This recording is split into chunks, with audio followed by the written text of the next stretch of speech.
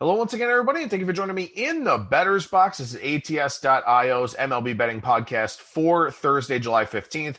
I'm your host, Adam Burke, reminding you to check out the daily article every day over at ATS.io. Got that posted here for today. Some quick bullet point thoughts on the Red Sox and Yankees game coming up tonight. Then also some of my thoughts on the second half. A lot of the same stuff that I'll be talking about here on today's edition of the podcast. Make sure you download the ATS app, which you can find in the Google Play Store or in the Apple Store. It's a bet tracker, an odds screen, a stats database, full article integration from the website, all kinds of good stuff in that ATS app. So you can download that for your Android or iOS devices from the Google Play Store or from the Apple Store. Other content over at ATS.io this week. Had a golf preview up for you. That tournament, of course, first round pretty much over now across the pond.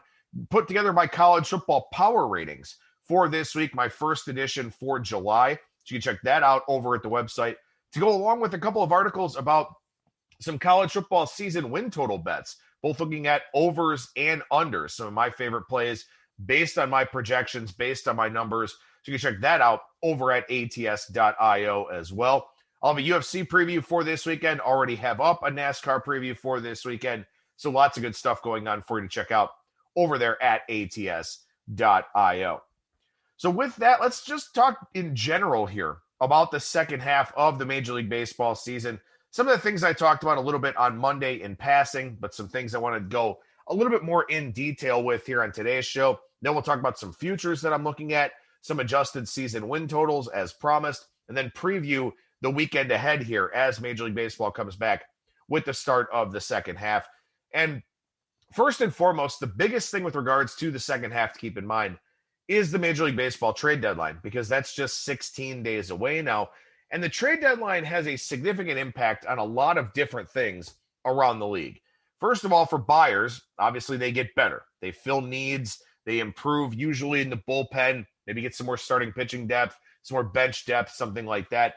There will be some starting level players like a Chris Bryant, possibly a Freddie Freeman, other guys like that, Cesar Hernandez from the Indians, guys like that could wind up switching teams, wind up being impact players. But a lot of times teams are just adding to their depth, and depth is very important here for this season with the rash of injuries and, of course, pitchers working higher workloads than they previously had over the last, 18 months here or so with that COVID-shortened season. So depth will be very important. The buyers will get better, and we know who the buyers are at this point in time. When I look at the American League, I think there are 5 playoff teams, and I think that's pretty much it. And when I look at the National League, things are maybe a little more wide open, but there will be 3 playoff teams from the National League West. So we know who the buyers are going to be for the most part. Now, when we look at the sellers and sort of the thought process behind all of that, look, it's not easy to be a seller, especially if you're kind of a pseudo-contending team or something like that, where these teams, they go into the season with expectations, and the reality that they're going to fall short of those expectations can have a negative impact on the season. And certainly it will have a negative impact in the short term as those players wind up getting traded. Now, the obvious sellers here are teams like the Cubs, are teams that are, bottom feeders, the Royals, the Pirates, all those different kinds of things. But when you look at the emotions behind being a seller, right? Look at the Chicago Cubs, for example. They got their World Series in 2016, but now their core group is kind of falling apart here. The ownership group kind of, complaining about not having money, about the COVID-shortened season, no attendance, all of that. So their position players, Chris Bryant, Anthony Rizzo, and Javier Baez, 2 of them they probably would have had the chance to extend, but unable to do that coming into the season. You wonder how many of those guys will hang around, and if nothing else, they'll at least listen on the free agent market. So the Cubs are a team that, look, they've already told everybody, look, we're going to be sellers. And we know that Chris Bryant will go because there's no chance that they re-sign him. But this is a Cubs team now that for the next 16 days is on pins and needles. When do these guys get traded? When does that trade market kind of set up a little bit? Because you get those initial trades that set the market. What are rental starting pitchers worth? What are rental hitters worth? And obviously there are different degrees of talent to that group of players, But there's going to be a deal that winds up setting the market here at some point. Somebody's going to go out there, make a trade, and that's going to be kind of the going rate, the currency, so to speak, to acquire players. So are the Cubs going to try and set this market? Are the Cubs going to try and get some teams to buy a little bit higher? There are a lot of teams, contenders, that could use a Chris Bryant, that could use an Anthony Rizzo, that could use a Javier Baez, an upgraded shortstop, something like that. So that's what you're kind of looking for now is who kind of sets that market. And in the meantime, those teams that are well-defined sellers sort of sitting on pins and needles. The business of baseball, everybody talks about it being the business of baseball, having been through it before and all of that. But the reality is when your friends and teammates get traded, it's tough. It's a very difficult thing, not only professionally because it signals, the end of your competitive nature for this season, but just personally. A lot of these guys kind of growing up together. You think about Rizzo and Bryant coming up through the system together and all of that. It's a very difficult thing for a lot of players to compartmentalize, and that will have an impact generally on their performance and on the team's performance as a whole. So these next 2 weeks are a little bit dicey in that regard in terms of teams that will be making trades specifically of tenured players. Maybe the Twins opt to move a Nelson Cruz to an AL contender, something like that. So these are things that can have an impact on a team's performance, on a team's effort level, on a team's engagement level, and all of that. So that is something that we do need to factor into the equation here as we handicap the rest of this month of July. And of course, there is the waiver trade deadline. That's kind of an altogether different animal in the month of August. But the traditional trade deadline is really what we're looking at here for the rest of this month of July. Now, as we look down the line, and maybe this is something that even happens here after the All-Star break, prospects, right? Last year, 60 games at the MLB level, the alternate training site with the 60-player pool, but no minor league season. So you're going to have a lot of teams that traditionally would have called up guys in September, and maybe they won't now because they'll be worried about protecting those players, protecting those arms, making sure you don't have, some sort of injury that takes a player from preparing for a season to rehabbing for a season. So that's something I'll be very curious to watch, how teams handle their prospects, how teams deal with maybe innings limits. Do we see more 6-man rotations? Do we see kind of piggyback scenarios where maybe pitchers get limited to 65, 70 pitches, throw 3-4 innings, something like that? I'll be really curious to see how teams start to handle this. And furthermore, if teams are upfront about their plans, are teams going to say, look, like the Tigers, for example, right? I do lean with the Tigers season win total over, but the Tigers, right? Casey Mize, Tarek Skubal, Matt Manning. They already have some guys like Alex Fado that are hurt in their minor league system. So do they maybe cap a Casey Mize at 140 innings or 130 innings or something like that? Do they do the same with Tarek Skubal? What do teams like the Tigers do with these young arms? Will the Mariners, kind of cap Logan Gilbert at some point? I think it's definitely a possibility. So that's something that maybe down the line we have to concern ourselves with a little bit more. But if you are looking at these adjusted season win total markets, something like that, this is something that you absolutely have to keep in mind.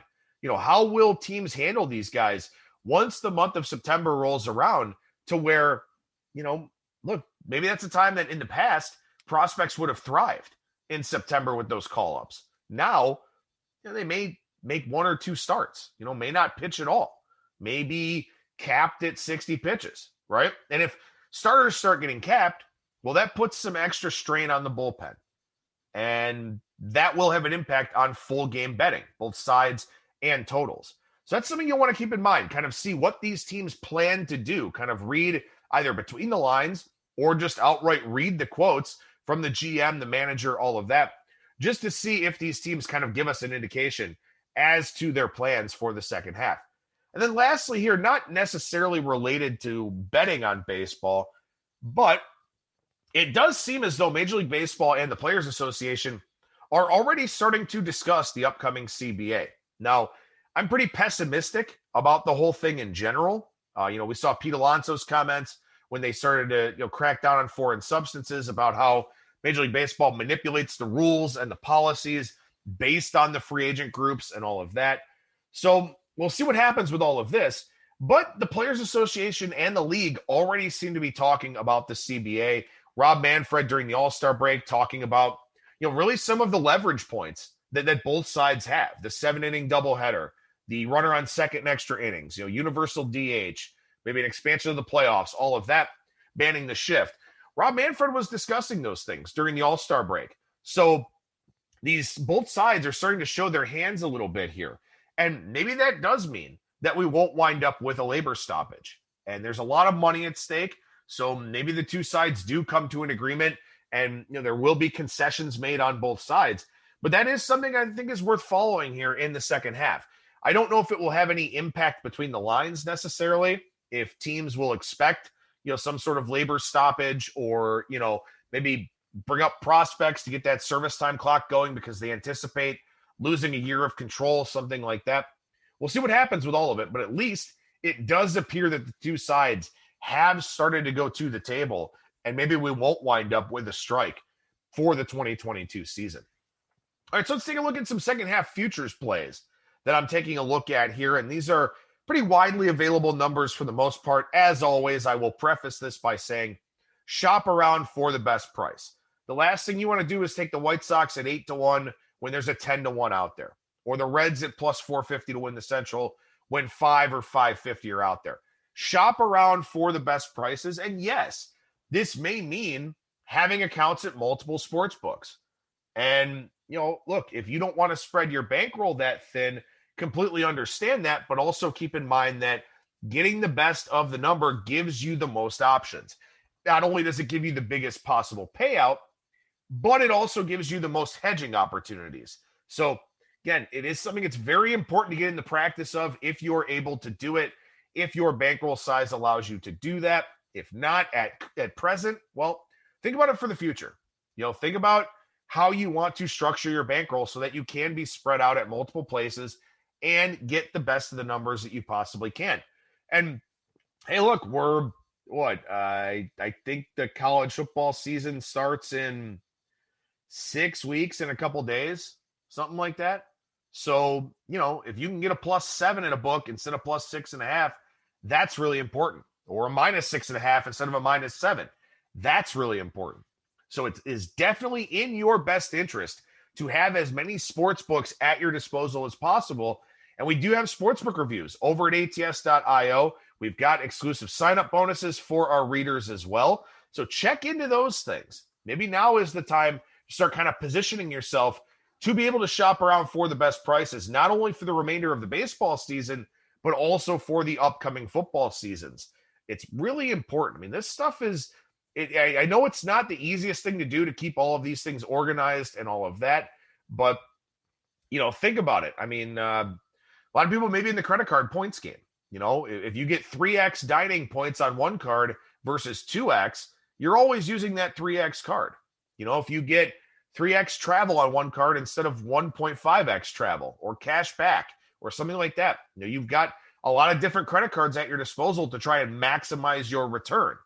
Well, you do the same thing with sports books. Try to maximize your return by having multiple outs so that you can bet the best prices. It's a really, really important thing to do. So, like, for example, I don't know if there's anywhere in the U.S. markets, the widely available U.S. markets, with better than 8-1 on the White Sox. I have seen 10-1 at the Superbook out in Las Vegas. But the White Sox for a World Series future do make some sense here. Now, there are two schools of thought. You can take the futures price at 8-1, or you can wait and do a money line rollover once the playoffs actually get here. And the profit potential for a money line rollover likely to be higher than 8-1, due in large part to the fact that the White Sox could potentially run into the Dodgers in the World Series. But as I look at this here, I'm not sure that I would make Chicago a dog to anybody except for Houston in the American League. I think they're better than the Red Sox. I think you could make a strong case that they're better than the Rays, certainly better than the Yankees or the Blue Jays at this point in time.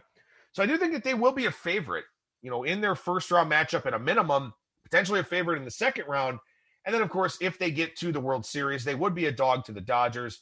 So I think that odds are this is pretty close to canceling out. If you want to make it easy, you can take the futures price just because you've got the built-in hedge right away. If you want to wait and see what the money line rollover looks like once the playoffs do come around, that is a possibility. But as I've talked about, and as I talked about on Monday's show, this team will win the AL Central. The Indians will get some pitching help back in Aaron Savale and Shane Bieber, but offensively, they're just still not very good. I don't think this team will make any kind of playoff push. The White Sox will win this division. So with that in mind, you can go ahead and take them from a World Series futures price, and you've got a team already in the playoffs with a live World Series future, to the point where when they get there, I assume this is a lower price, especially if their offense gets healthier. And Eloy Jimenez on a rehab assignment right now. They'll make some moves at the trade deadline, probably bolster the bullpen, maybe find another depth starter or something like that. They'll make some moves here at the trade deadline. So I think now is a good buy point for the White Sox, because as they get closer to clinching that division, then this is a Chicago team whose futures price will come down. So I think in this 8-1 range right now, they are worth a look. Yeah, I think maybe the money line rollover could be a little bit higher than that, but also we don't necessarily know that. What happens if there is some sort of big upset in the National League playoffs or something like that, to the point where the Dodgers, let's say they lose the wild card game. Well, maybe Chicago favored all the way through the playoffs at that point in time. So I think 8-1 is a pretty decent look here. As I said, if you want to wait on the rollover, you can do that. But the biggest takeaway here, the primary takeaway that I'm trying to convey, is that the White Sox are going to win that division. And if you're going to play a World Series future at this point in time, you want to virtually guarantee that team will win the division. You do not want to get into that wild card game. So the Reds are plus 450 to win the NL Central at DraftKings. There may be a better price out there, but I was just looking there because they have the adjusted second half win total numbers. Plus 450 to win the Central. They get the Brewers coming right out of the break. So that's a very important series right there. They are at home. If they win that series, gain another game, this price probably goes down to plus 375, plus 350, something like that. This is a partial hedge to me on my Brewers World Series ticket. I've got them at 55-1 prior to the season. So that was the thought process for me. I thought, okay, Milwaukee has a good chance at winning this division. The wild card will not come from this division. And if you win the division, you automatically go to the division series. So that's why I played Milwaukee, thinking that they could be the best of the bunch here in this Central Division. And to this point, they have been. Cincinnati is, to me, the only other team that could beat the Brewers for the National League Central. The Cubs are going to be fire sailing here this month. The Cardinals just aren't very good, and obviously the Pirates are several years away from hoping to be in contention, and they could be a big seller at the trade deadline as well. So Cincinnati here is the team that I think has the only chance of topping Milwaukee in that division. So I can do a hedge at this point in time on my Brewers World Series ticket. I could, if I wanted to, play Cincinnati now in that 55-60-1 range to win the World Series, have both of those live, with one of them live going into the playoffs, or I can just take this division price. The Reds' offense is very good. We all know that. The pitching staff can be good, and Luis Castillo has been very good of late. His resurgence is a good thing for the Reds, really increases the projection of their starting rotation here. And the Brewers, look, they're not very good offensively, and they're very top-heavy in the pitching staff. They've got maybe the best 1-2-3 punch in baseball with Brandon Woodruff, Corbin Burns, and Freddie Peralta. You've got Josh Hader and Devin Williams in the bullpen. But this is a team that's heavily reliant on those five guys. If any of them get hurt, that's a big problem for Milwaukee. So I'm not entirely sure what I'm going to do yet with this, with my Brewers 55-1 ticket. I could play the Reds at 55-1. I could just take the Reds to win the Central Division.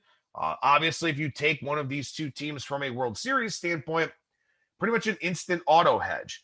Now, the Brewers do have the pitching to beat anybody. They do have that. The Reds probably don't. They'd have to out-hit somebody. But again, if you're still in there with 55-1 going into the World Series, that's a pretty good price point to be at. So trying to decide what, if anything, I want to do to hedge this Brewers ticket. But because these two teams play each other coming out of the All-Star break and the Reds are at home in that series, I think I may have to do something with it. And I'm not exactly sure what that is as of yet, but I still have a little bit of time to decide. A couple of leans here as well for a second half futures ticket. The Mets to miss the playoffs is plus 265. Now, if you look at third order win percentage for the National League East, the Mets are actually the last place team. Third order win percentage, an alternate standings metric that looks at, a lot of expected run differentials and all of that, but also factors in strength of schedule. The Nationals, actually the top team in the National League East by third order win percentage. By base runs, they should be 3 games better than they are. So kind of a correlation here of Nationals plus 1,200 to win the East and Mets to miss the playoffs at plus 265. If one of those things happens, I think the other thing happens. So if the Mets miss the playoffs, I do think that it's the Nationals now that would be in the best position to win that division, with the Braves not having Ronald Acuna Jr. So there's some correlation here. It's not a full-on parlay or anything like that, but I do think that there's some correlation that if you think the Mets miss the playoffs, the Nationals would be the team that should pick up the pace there. So Nationals at 12-1 to win the East and Mets to miss the playoffs, plus 265. A couple of things I'm looking at here. Again, shop around for the best prices on all of those things. But those are a couple of the options that I have here before play begins in the second half. Let's take a look at some second half adjusted win totals. And I do feel stronger about these than I do dabbling in the futures market at this point in time. But I did want to throw out a lot of different possibilities for you here today on the show. The second half adjusted win total numbers, I've seen these at DraftKings. I'm not sure how many other sports books do have them posted. I'm sure there are some in the global markets for those that don't have access to the U.S. books. But here are a few that I'm looking at for a variety of different reasons. And the first one is the Seattle Mariners under 80.5. Now, I do believe I saw the market 82.5 on this one, maybe 83.5 even, when these first opened. And the market has bet this one down. I know it was at least 82.5, could have been higher than that. The market has bet this one down, and you can understand why. And I've talked a lot about this Mariners team. I talked about them a lot on Monday's show. They're plus 8 in Pythagorean win-loss. They're plus 7 in base runs. They're plus, I think, 8 or 9 in third-order win percentage. This team has gotten very lucky throughout the course of the season. The Mariners are 48-43. They have a minus 50 run differential on the season. They are 6th in weighted on base average with men in scoring position, but 30th in weighted on base average with the bases empty. So they are a big cluster luck team. That should regress to the mean. They're 19-8 in one-run games. That should regress to the mean. It's not like their bullpen is that good or anything like that. So Mariners under 80.5. And this is a tricky one because they are 48-43, but I think this is a team that really does fall off in a pretty significant way here in the second half. I know Julio Rodriguez is coming. I know Jared Kelenic is up already. I know Logan Gilbert is up already. But this is just a team that shouldn't be as good as it is. A lot of stats pointing towards negative regression for Seattle. So I am looking at the under 80.5 with their adjusted season win total. Next up here is the Atlanta Braves under 82.5. And this one isn't really statistical or anything like that. This is more about personnel, where Ronald Acuna Jr. now out for the rest of the year with that torn ACL. Freddie Freeman, Charlie Morton, Drew Smyly, Chris Martin, all impending free agents. Now, I don't know necessarily if Freeman gets moved, but Smyly could go if somebody wants to take on the $5 million or so he's still owed. Charlie Morton I think Charlie Morton definitely goes. I think some contender will very much want Charlie Morton. Maybe a reunion with the Tampa Bay Rays could be in order. I think that's a possibility. Those two teams actually play each other coming out of the All-Star break, by the way. Chris Martin, a good bullpen piece. There will definitely be a team that wants to add him. I think it's in Atlanta's best interest to reshuffle the deck a little bit for 2022. Try to move these two starting pitchers. Find out what you've got in all of your minor league starters. Mike Soroka has already been shut down. Marcelo Ozuna is still out with all of his legal issues. I just think the Braves they're not in a particularly good spot here. And they've been relatively healthy throughout the first half of the season and still haven't played particularly well. Now their best player is out. Maybe their second or third best starter had a setback. I think the Braves are an under team here for the second half. They've been a good second half team, so maybe that's kind of keeping this number a little bit high. But I think that the Braves will run into some difficulties here. And also, speaking of that correlation, if the Mets miss the playoffs Nationals to win the East. I do like the Nationals over 78.5. The way it looks right now, they may only play 5 teams with a winning record going into the All-Star break here. So they have a very light schedule in the second half. Base runs has them with a positive run differential. Third order win percentage has them in first. They've got 12 left with Miami. They play Colorado for 6 games. They got to play the Pirates. They play this weak division. So Nationals over 78.5, kind of a correlation there with Braves under 82.5. And as I said, kind of looking at Nationals 12-1 to win the National League East there. Another under team for me is the Texas Rangers, under 66.5. I think they should trade Joey Gallo. I don't know if they do it, but I think they absolutely should because they're not contending next season either. They're well behind the Angels, well behind the Astros, well behind the A's. They're not a contending team next season either. So maybe they trade Gallo. They could get a big offer for Gallo right now with the way that he's swinging the bat. Kyle Gibson is signed for 1 more year. Maybe they try to capitalize on the career year that he's having. They don't have a lot of trade currency otherwise, but when you look at their schedule for the second half, it looks as though they're going to play 17 different series against teams that are 500 or better at present. So the Rangers have a difficult schedule. They've already been bad, and they could end up trading 2 of their best players here in Gallo and Gibson. So under 66.5, it's a very low number, but I think this team could be in line for a very ugly second half, much like the ugly first half that they've already had. Lastly here, a trio of leans. You know, the Tigers, I keep going back and forth on over 71.5. Look, they're 31-27 over their last 58 games after starting 9-24. If they play at 500 the rest of the way, that'll give them about 75 wins. And I think that is very doable. The question here is, how do they manage those pitcher workloads, as I previously mentioned? What do they do with Casey Mize, with Tarek Skubal, with Matt Manning? What do they do with these young arms? That's a big question. But as we go forward here, the offense has gotten a little bit better. You know, I think A.J. Hinch is a very good manager for this team. I think we've already seen his impact quite significantly. So I think the Tigers can be a pretty good team here in the second half. But as I said, a little bit worried about what they do with their pitcher workloads for guys like Mize, Skubal, and Manning. A couple other leans here. Cardinals under 80.5. I think this is just a down year for the Cardinals. They've only had 1 losing year since 2000, but no starting pitching right now. Jack Flaherty will probably be back, but who knows when. They could make some trades here, kind of reshuffle the deck themselves as well. I just don't think that this team is super engaged here in this season. So that's a lean for me. And also a lean on the Giants over 92.5. The Giants are legit. This is a top 5 offense, a top 5 rotation. The bullpen is a little bit of a concern, but that's what the trade deadline is for. And I think Farhan Zaidi and the front office there with the Giants will make some smart, savvy acquisitions. You've still got the Rockies and the Diamondbacks you can beat up on. And I just think that this team is very legit. I think they're a very talented team, a very good team, and a team that should get better as we go forward here. And also, too, they're a veteran team. They've got a lot of guys that have put up sample size in the past. I think some teams will struggle with that, with, you know, having 700 plate appearances, 180 innings, all of that. The Giants have a lot of guys that have been through this grind before. So I think that's something that could help them a little bit in the second half as well. So Mariners under 80.5, Braves under 82.5, Rangers under 66.5, Nationals over 78.5, and then the leans, Tigers over, Cardinals under, Giants over. Take a look at your sports books. See if you have some of those adjusted season win totals.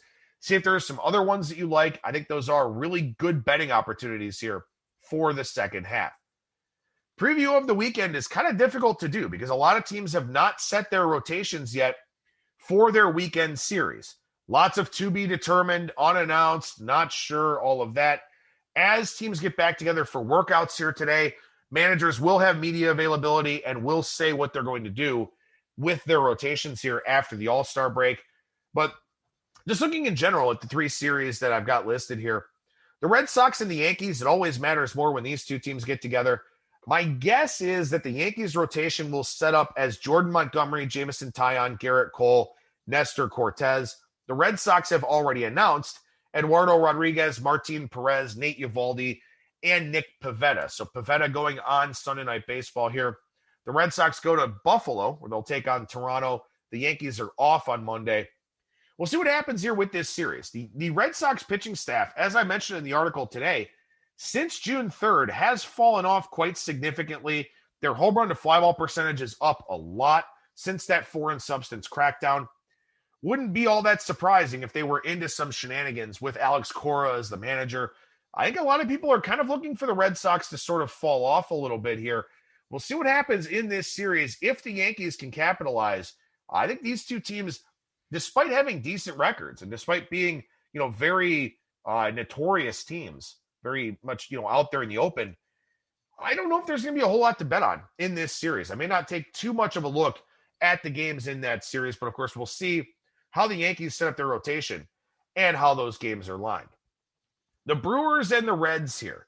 Brandon Woodruff, Corbin Burnes, Freddie Peralta, probably the trio for the Brewers in this series. I don't know that for sure, but I would assume with the importance of playing the Reds here, you've got to throw your three best in some way, shape, or form. Now, Burnes did throw 2 innings in the All-Star game, so maybe he doesn't get the start until Sunday. I guess we'll kind of have to wait and see how all of that plays out. But I'm thinking Woodruff, Peralta, Burnes is probably the way that Milwaukee goes here. And the Reds, again, big, important series for them. I think you go Castillo, Gray, and Maile. Maybe they work Miley in there, but huge series. The Reds are at home where their offensive projection is much higher. Will we see Cincinnati's steam in this series? Can you bet against Woodruff, Peralta, and Burnes just because of Cincinnati's home offense? I don't know. Fascinating series. I want to see how this one sets up. But I do think for both of these teams, with the magnitude of this 3-game series, you've got to throw your best. So it should be a whole lot of fun there. Lastly here, the Astros and the White Sox. So all of the Astros skipped the All-Star game. Now, Michael Brantley, Jose Altuve, Ryan Presley, Carlos Correa, although Correa on the COVID IL list anyway. But the Astros played the White Sox not that long ago. It was about maybe 3-4 weeks ago. They swept Chicago down in Houston, won that series combined 27-8. So what happens here? Where the Astros, as we saw throughout most of the first half, they stepped up. When they were playing good teams, they stepped up. When they're playing bad teams, they were about a 500 team.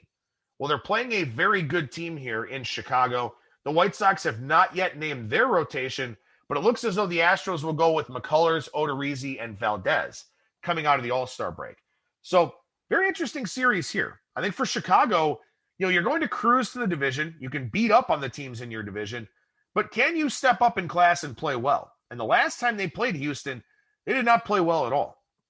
So I'll be curious to see how this series is lined and if Chicago kind of makes a stand here after what happened to them in that series down in Houston. So the first weekend after the All-Star break is not one that I enjoy betting a whole lot. Think about when you come back from a vacation. Are you in work mode? Are you ready to go?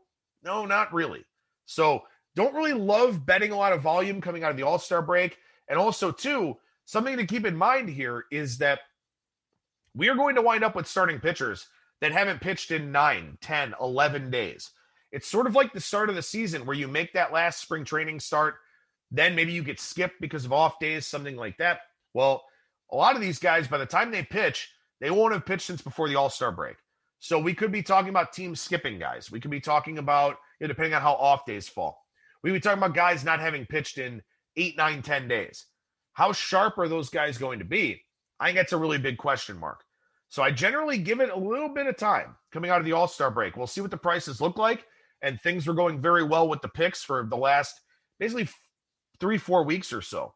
So we'll see what happens. But as I said, I wouldn't be shocked if I've got a lower volume of plays here coming out of the All-Star break, just because we've got everybody getting back to work, the uncertainty of the trade deadline, big gaps between starts, all these kinds of things. So a lot of considerations as always, but I guess we'll just have to see what the odds look like as they get posted here for the Friday card. Head on over to ATS.io. Check out my college football content, my power ratings, some season win total stuff. Going to maybe do some stuff on head coaches here soon and try to work a little bit more on the NFL, which that season coming up very, very quickly here. I think I saw the Hall of Fame game is like 20-something days away. So, yeah, it never ends in this business. That'll do it for me. Thank you so much for listening, everybody. I'll be back again on Monday with another edition of the Bettors Box. Email me, skatingtripods@gmail.com, if you want to get on the list for the Bettors Box show notes. And remember that you will never strike out when you're in the Bettors Box.